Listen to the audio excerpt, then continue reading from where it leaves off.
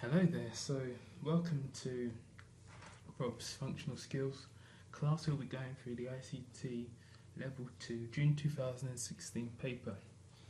Where possible, I will make suggestions as to how you should complete a specific task, but generally I will just be doing the task so that you have a visual aspect of what's involved. So to start off with, Task 1, it suggests that you are to use the internet for this section. I'm going to use the internet for this. I have a folder that says candidates work and a folder that says data files. Do not get them mixed up. Data files is where you get the data from to complete the task. The completed tasks go into the candidates work folder. Let's begin. So I'm going to open up responses, and then what I should stress is that you should follow the format of the exam paper. Don't be misguided by what you see on the screen. So use the internet to find an image of an alpaca. So I've previously had a quick look. What's important is that you actually get images up. So I could type in image of alpaca or just type in alpaca intellect on images. It tells you to take a screenshot. I'll actually just use my snipping tool for this. You know, it's up to you how you do this. You don't have to do it this way. I just prefer it. So we're going to paste that. And boom. That's done. We're then told to complete the table. So let's go back to our images. And I like this one. I'm actually going to go a step further and actually click on View Image. Not Visit Page, but View Image.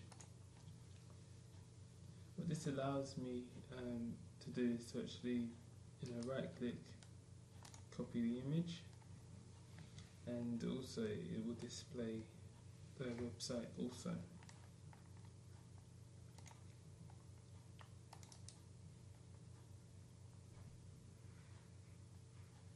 Paste that in. I'll leave that like that for a moment because you can see I have a slight issue. It's quite a big image. So this is what I like to do. I'll actually open up a new file just for this purpose of getting a very big image in, and just make it quite small. Copy it. Go back to the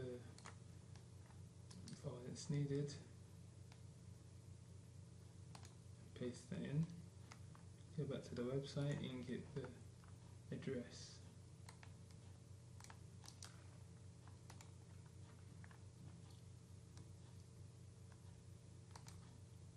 Actually visit page as well, see if there's any difference.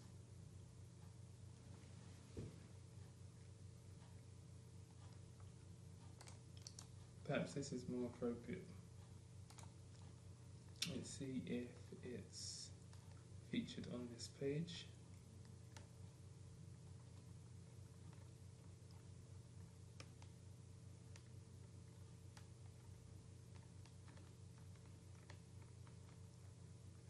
Funny enough, it's not. It's a major shame.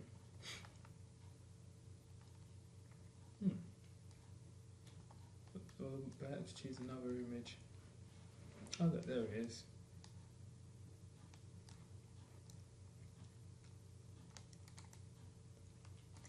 Okay. Put our website in. So I've just shown you the fact that this image, examiners will go onto the web page you select and look for the image. So just check it usually is if you just go to visit image. Emperor, who used the bee as his emblem. That's our next task, so that's part B. Let's have a look. Google, paste in search. It's Napoleon. Napoleon bees. Napoleon and his beloved symbol of the honeybee. So we'll copy Napoleon Bonaparte. We'll go back to our Word file and we'll paste it. You notice I'm pasting with cheap text only, just something I like to do. And now I want the email of the British Beekeepers Association.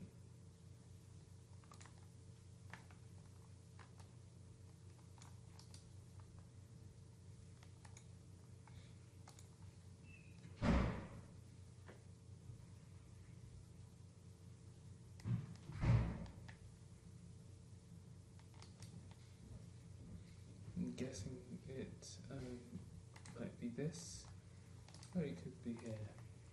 See which one gives us our contact email quicker. British Beekeepers Association. There's an address here, but where is their email? Right here. So we'll copy that. Paste that into our Word file.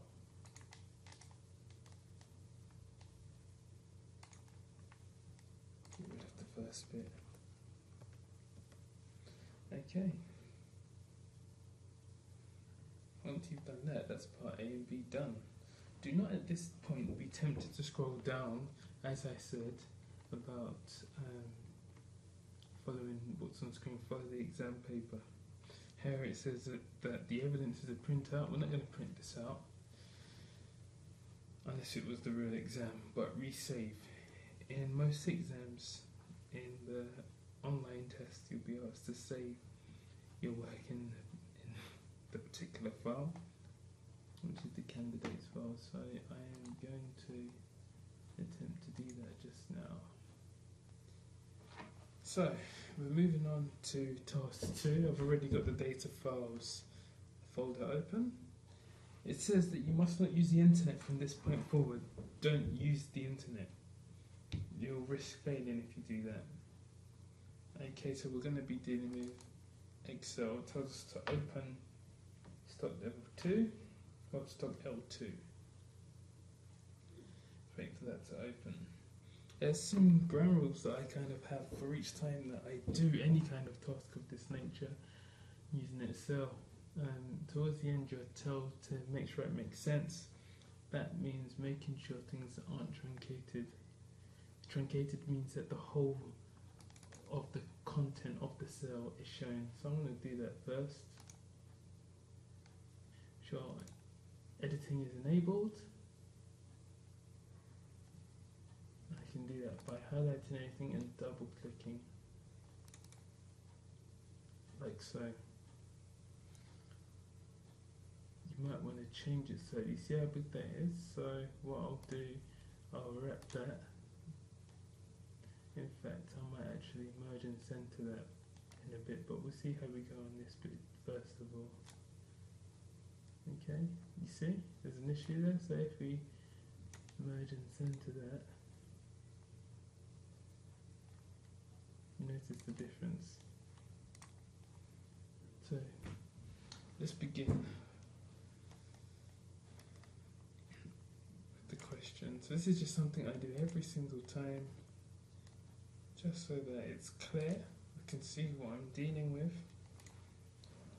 and I can get to the question.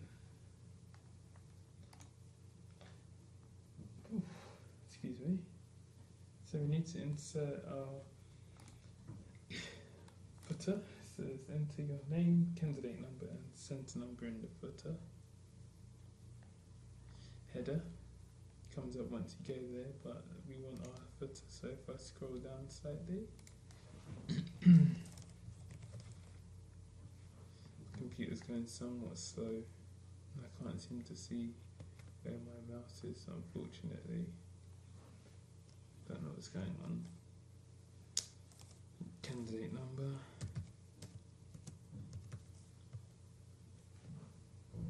And center number. Okay, so even before I begin to read this question, I can see what kind of thing it was asking me. So we've got opening stock, number sold. See, we'll need to put in whatever the remaining stock is. You see, I haven't even read this question, but we should see that. And from here we have type. Type is also here. VLOOKUP. VLOOKUP will always have two separate tables where you're looking up for information in one table and returning it to another. And we want to know whether it's yes, no. If it's yes, if it's this, then yes. If it's that, then no. The if function. So when you begin to look at these things, you know, over time you will be able to see. But I'd advise, let's read the questions before I just go ahead and just start doing the questions. So the first thing it says is Karen wants to know the most popular product in the new range. So we're going to sort the table to show the numbers sold in descending order. Numbers sold in descending order. There are a variety of ways you can do this. I like to put filters on. That's strange. I don't know where that's come up.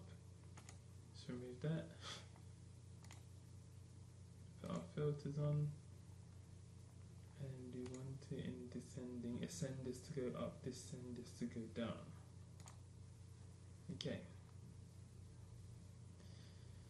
So that's that then, 2 marks. Highlight the product description.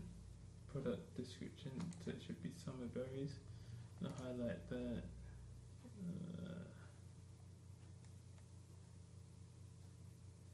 In orange, I like that colour. Okay, so as I'm doing this, I'm actually ticking off on my sheet. So that's part A done. B, calculate the remaining stock. So essentially, opening stock subtracted by the number sold. So we're going to do our cell references.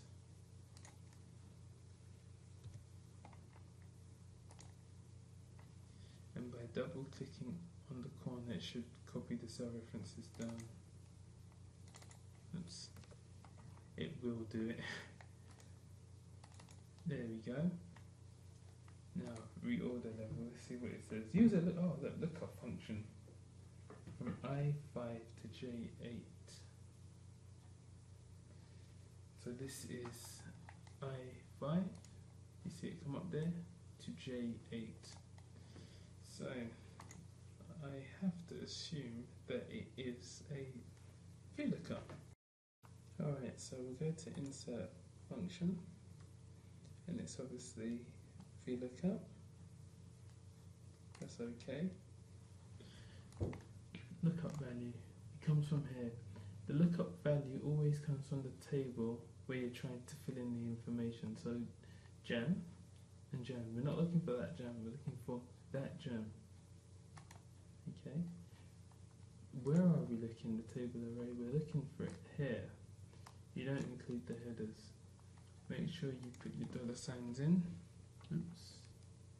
Don't use the arrow keys and so on, because that will adjust your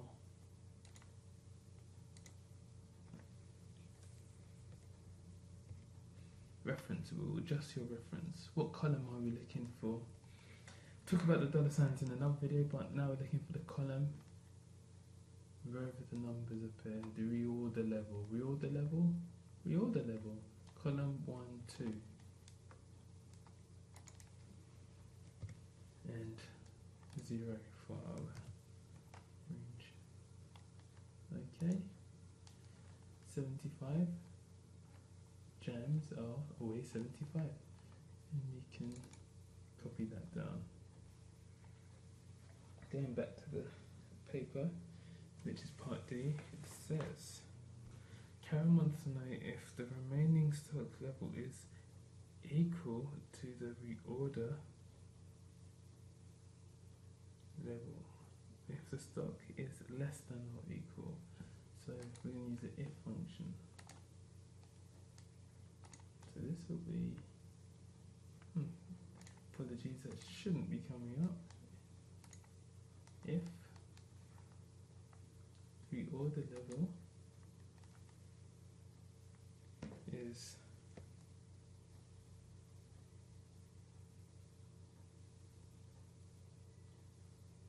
less than or equal to, I've made a mistake, not reorder level, the remaining stock. Let's get that right. If the remaining stock, so it makes sense, if the remaining stock is less than 75 or equal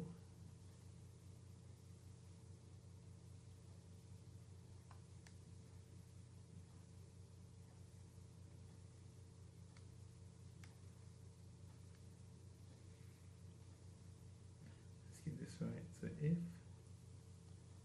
remaining stock is less than or equal to 75, then we want to say yes, it needs to be reordered. If not, then no. Okay. Same thing again. So the only thing that doesn't need reordering is orange and ginger, beetroot,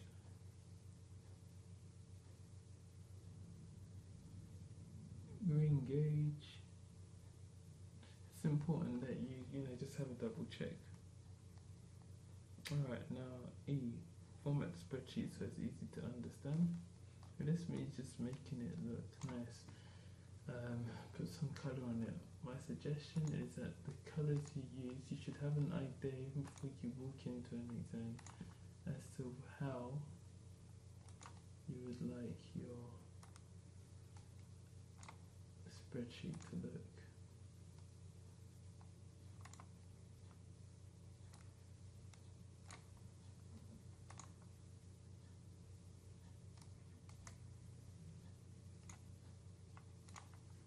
So there's mine.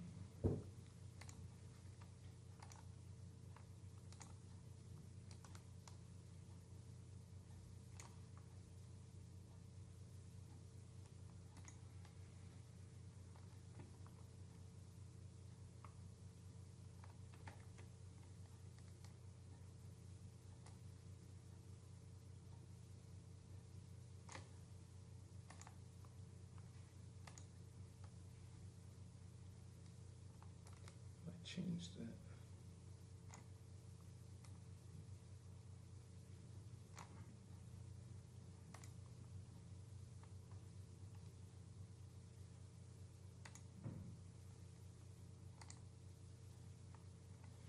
There we go.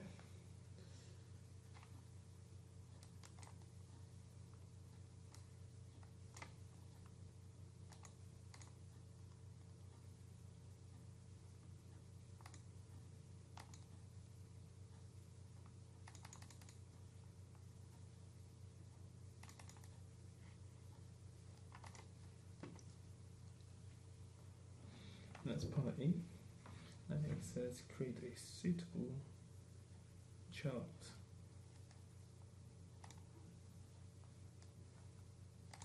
Right, let's just get rid of the filter areas. I just don't want them on, make it look a bit nicer. Alright, create a suitable chart to show the product description, opening and remaining stock levels for each product. So it's the product description,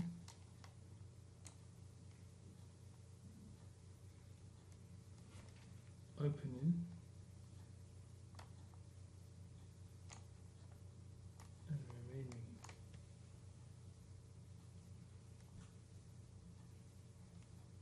So insert recommended chart.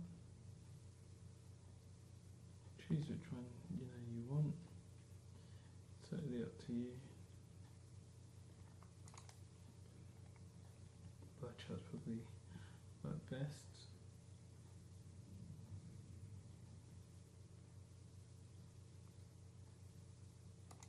It's okay. Make sure we format our chart title. So this is a chart to show the product, opening and remaining stock levels. So opening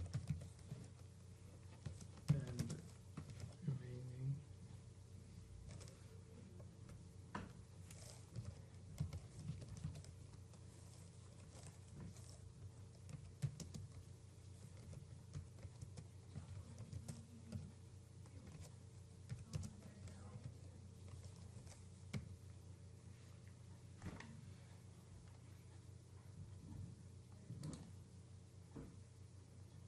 also want to add our axes titles. This would be what products.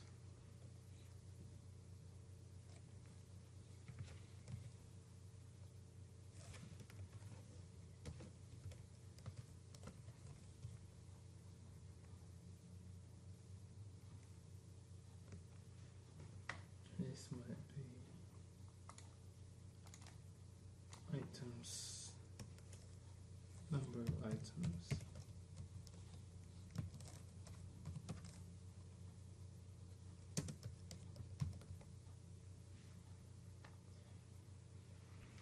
So save as a separate sheet. So I'm going to move the chart as a separate sheet.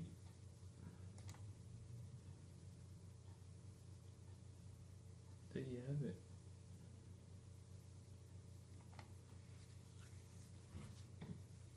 Make sure your name, candidate number and center number are on each.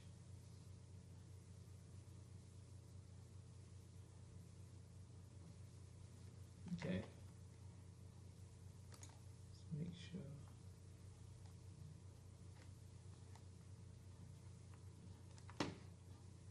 That we have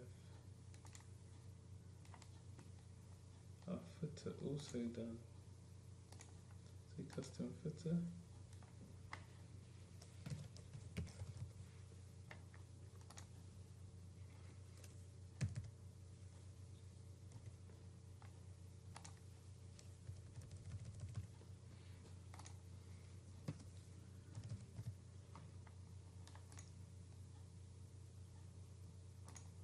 Okay, so you won't see it from here, but once you go to File and Print, see it come up there? Don't forget to do it on each sheet. Let's go back. So I'm just going to go through and double check, make sure everything's fine. And that really should be it.